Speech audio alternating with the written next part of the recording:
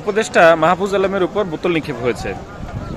আজকে তিনি জগন্নাথ বিশ্ববিদ্যালয়ের শিক্ষার্থী এবং শিক্ষকদের আন্দোলনের মুখে তিনি বক্তব্য দিচ্ছিলেন মিডিয়ার সামনে, এমনকি শিক্ষার্থীদের সামনে কথা বলছিলেন। ঠিক সেই মুহূর্তেই তার উপর বোতল নিক্ষেপের ঘটনা ঘটে। বাংলাদেশে আসলে এ ধরনের ঘটনা স্মরণকালে এটি প্রথম। মন্ত্রী পদমর্যাদা কিংবা উপদেষ্টার পদে আছেন এমন কারোর উপরে এই ধরনের সরাসরি হামলা আসলে আমরা খুব একটা দেখি না, এটা আমাদের সংস্কৃতিতেও নেই। যদিও পশ্চিমা বিশ্বে এর অনেক নজির রয়েছে। পশ্চিমা বিশ্বে রাষ্ট্রপতির উপর জুতো নিক্ষেপ কিংবা তাকে চপেটাঘাতের মতো ঘটনাও ঘটে।